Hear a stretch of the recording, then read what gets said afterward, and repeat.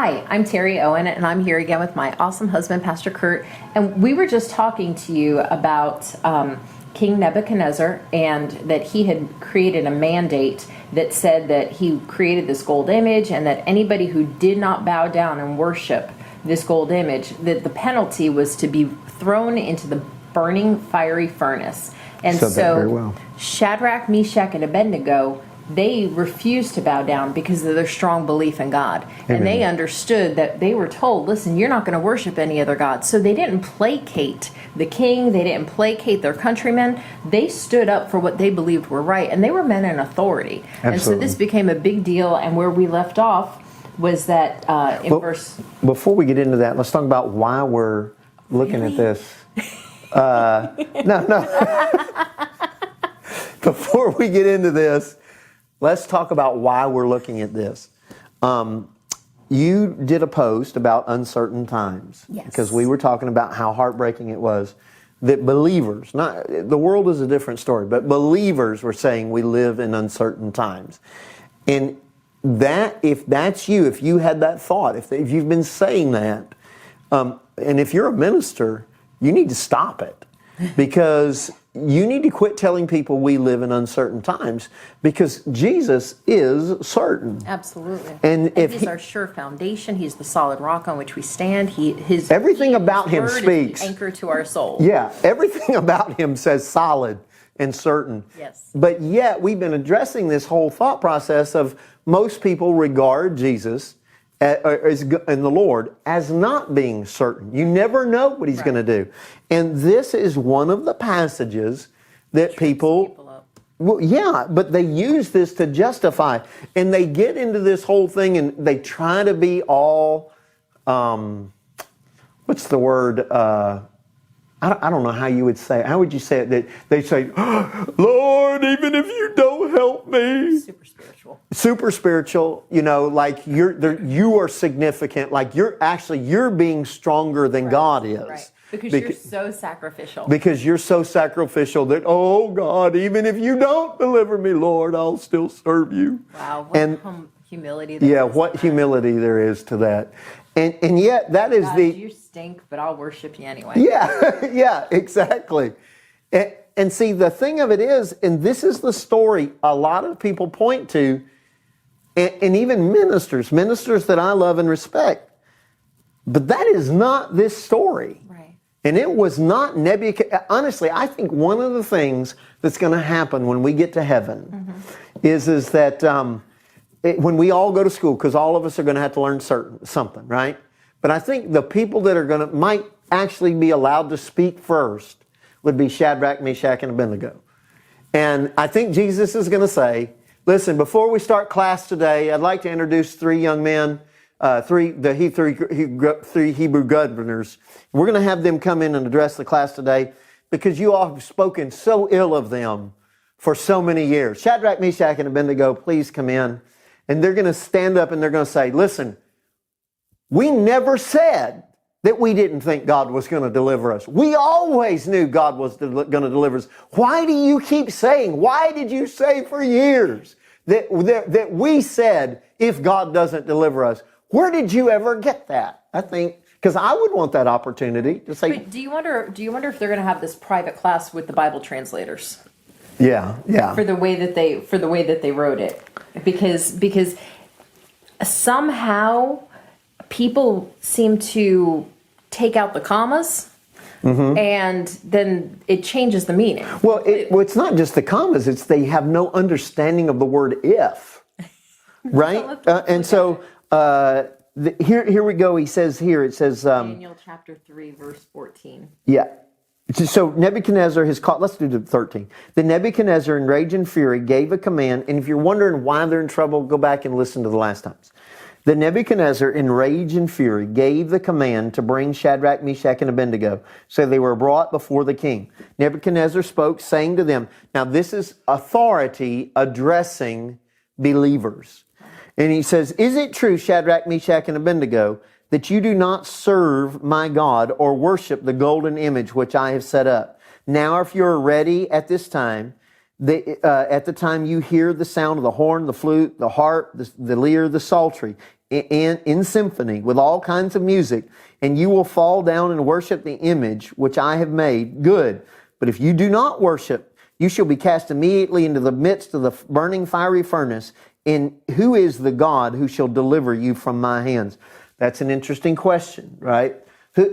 Because one of the things I think we're going to end up talking about is that when Hezekiah's reigned, that a lot of times people like to point out, and honestly, lost people sometimes rightfully so pointed us. I saw somebody wrote us something pretty ugly because they said that on one hand, Christians say, God will deliver you, God will save you. And on the other hand, they say, God did this to you. Right. And I mean, I honestly think that's a correct criticism because we give a wrong impression of God, Absolutely. right? But one of the things that people say, especially in the Old Testament, is listen, there's a lot of other gods, and we whipped your gods. That's what they told Hezekiah. Right. We whipped all those other gods. What makes you think your God is different? Mm-hmm. And Nebuchadnezzar is going to say, well, he just did say, what God is going to deliver you? Mm-hmm. What God is going to deliver, instead of your religion, instead of your belief being some esoterical, some philosophical, some religious indoctrination, who is the God that will actually help you today? Right. Who is the God that will deliver you in this material, physical world? Right. Who is the God that is more than just talk, more than just indoctrinations, but actually is strong and will deliver? And it's hard to criticize the person who's asking that question, correct, right? Correct. Because they're clearly blinded, because this is in the same place, and not too long after King Darius had to send Daniel to the lion's den, and then Darius made a decree that all men shall worship the one true living God, which is Daniel's God. So this is the same. It's the next king, but it's the same era. It's the same players. It's the same situation. And now here, Nebuchadnezzar's so blind, especially by pride. This guy was really wrapped up in pride. I think part of what blinded people, though, baby, is you hear two different stories. You hear people saying the people who use this is if God doesn't deliver us. You hear those ministers. Mm-hmm. So you never, and that God actually caused you your problem. God is actually putting you in the fiery furnace to teach you, test you, whatever it might happen to be. God did this to you, bring you closer to Himself. You got that, right? And then you have us saying, no, that's not right. And ours is a more scriptural position, as we're about to show. But there's a reason that people like Nebuchadnezzar could be confused. Absolutely. Right? And so now here's where we're going to get into this. Wow. Because clearly the other Hebrews are doing this. Correct. That's an excellent point. Not necessarily Daniel, but the rest of them. Right. Yeah, because they don't want to be thrown into the burning fiery furnace. These people are the exception. Mm-hmm. Now notice this.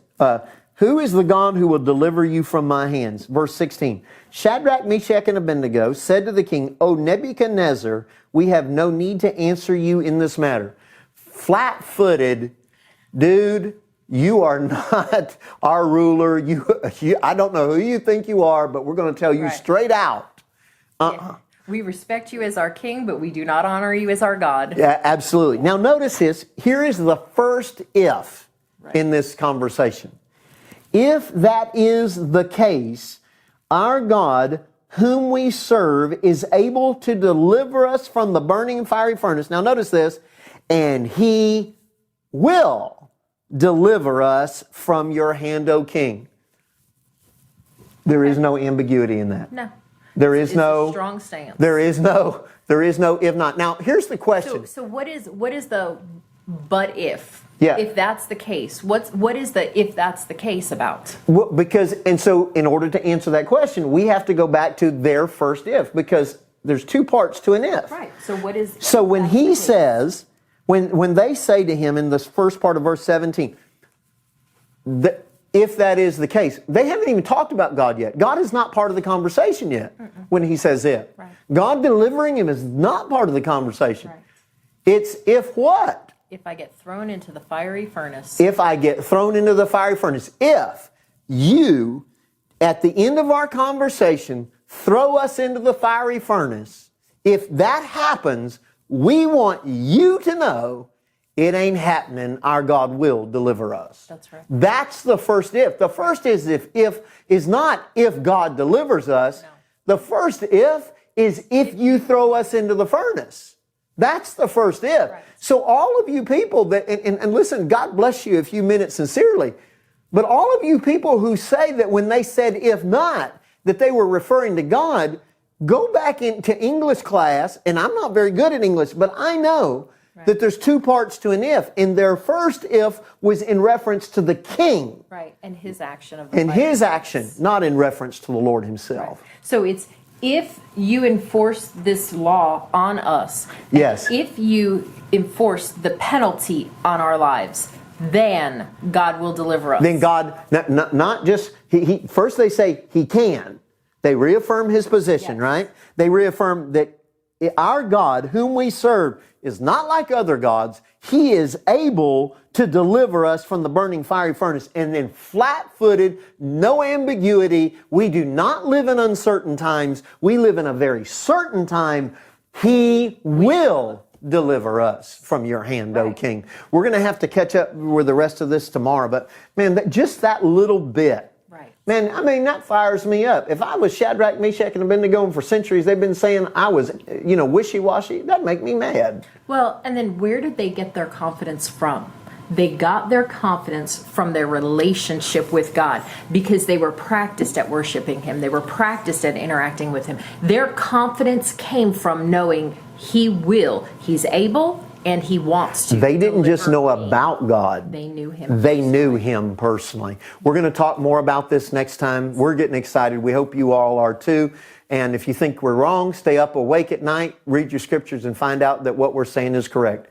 Remember, we'll talk to you next time. Remember, Jesus is risen and victory is assured.